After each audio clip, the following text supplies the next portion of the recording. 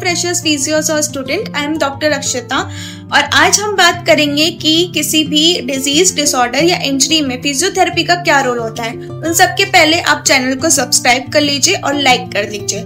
तो आज हम बात करेंगे कि किसी भी डिजीज, डिसऑर्डर या इंजरी में फिजियोथेरेपी का क्या रोल होता है। तो फिजियोथेरेपी बहुत इंपॉर्टेंट और मेजर रोल प्ले करती है इन सब चीजों में।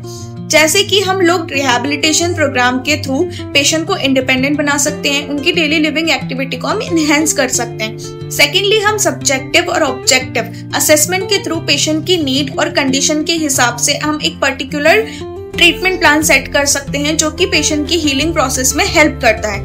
थर्डली, हम जो भी लॉस्ट फंक्शंस होते हैं या लॉस्ट एक्टिविटीज होती है पेशेंट की, उसको कैसे रिस्टोर करना है, कैसे उसको नॉर्मल कंडीशन में लाना है, उसमें हम हेल्प कर सकते हैं। तो इन सब चीजों के लिए हमें कुछ असेसमेंट के कुछ शॉर्ट टर्म गोल्स और लॉन्ग टर्म गोल्स क्या क्या होते हैं, इनके बारे में हमें जानकारी होनी चाहिए। तो आज मैं आपको बताऊंगी कि असेसमेंट के शॉर्ट टर्म गोल्स और लॉन्ग टर्म गोल्स क्या क्या होते हैं।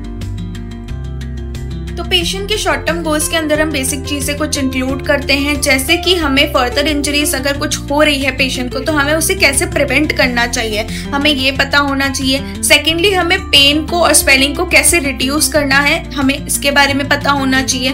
थर्डली, अगर पेशेंट में मसल पावर है तो हमें उसको कैसे प्रिजर्व करके रखना है, हमें ये सब पता होना चाहिए। फोर्थली, अगर किसी जॉइंट में स्टिफनेस या कॉन्ट्रैक्चर हमें दिख रहे हैं, प्रेजेंट है, तो हमें उसको कैसे प्रिवेंट करना है, हमें ये पता होना चाहिए। तो ये जो पेशेंट के शॉर्ट टर्म गोल्स हैं, ये असेसमेंट में बहुत इंपॉर्टेंट रोल प्ले करते हैं।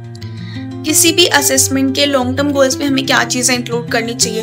तो बेसिकली फर्स्टली हमें पेशेंट की काइनेस्थेटिक और प्रोप्रियोसेप्टिव कंडीशन को कैसे बैक टू नॉर्मल कंडीशन में लाना है, कैसे रिस्टोर बैक करना चाहिए, हमें ये पता होना चाहिए। सेकेंडली, हमें मूवमेंट रीएजुकेशन पता होना चाहिए। थर्डली, हमें मसल पावर को कैसे इंक्रीज करना है, हमें ये पता होना चाहिए।